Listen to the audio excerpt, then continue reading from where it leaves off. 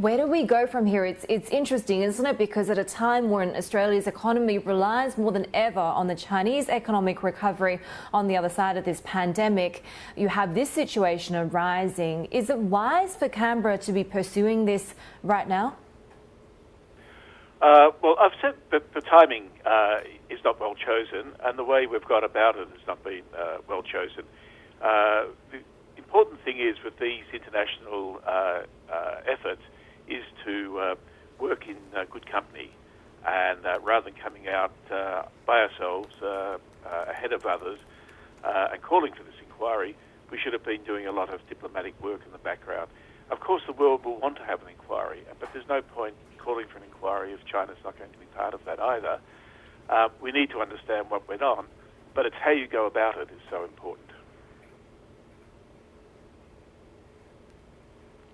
What does the Morison government get out of pursuing this at this time? You've said that it's a lose-lose situation in terms of the timing, in terms of the effect, both the way that it plays domestically and abroad? Yes. I also described it as a thought bubble. Look, clearly it's something that would have been very welcome in Washington. I think the United States administration, Trump administration, would have very much welcomed that initiative. I don't think it was needed domestically, not least because the Morison government's done an extremely good job in bending the curve and dealing with the domestic health issues. It's rather curious, but I think probably it was more a message of support for Washington than anything else. Ambassador, China-Australia relations seem to be very tense at the moment. How much are both sides prioritizing their relationship among all of the other things on their foreign policy to-do list? Well, look, it's an asymmetrical relationship. People don't like to hear this, but the reality is that Australia depends more on China than China depends on Australia.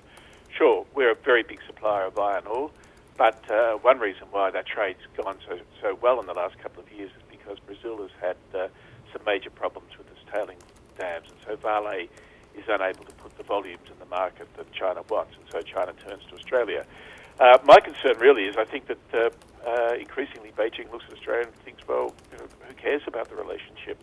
On the other hand, for Australia, China is by far our biggest trading partner, biggest source of students, biggest source of tourists. Our economic future is deeply tied up with China's economy. But it's more than that. China is the great power in the East Asian region, and there's nothing we can do in terms of advancing our security and interests in the region unless China is supporting it or at least acquiescing with it. And yet, heading into the November presidential elections here in the U.S., we are most likely see a more offensive President Trump when it comes to China and his constant attacks on Beijing. How can Australia really strategically position itself in this dynamic? Well, the harder Trump goes on China, the greater the dilemma for Australia. This is a situation we have tried to avoid with our diplomacy for years. But now that the Trump administration has made it very clear that it wants to contain China, that with this virus it's adopting a much more confrontational stance towards China, and that's not saying if it's the right or wrong thing to do. It's simply a fact that it's becoming more confrontational. That puts Australia in a terrible position, one that we, as I've said in our diplomacy, have tried to avoid for a very long time. And so it's not helped by things like Morison's statement unilaterally, without support of others, calling for an inquiry at this time.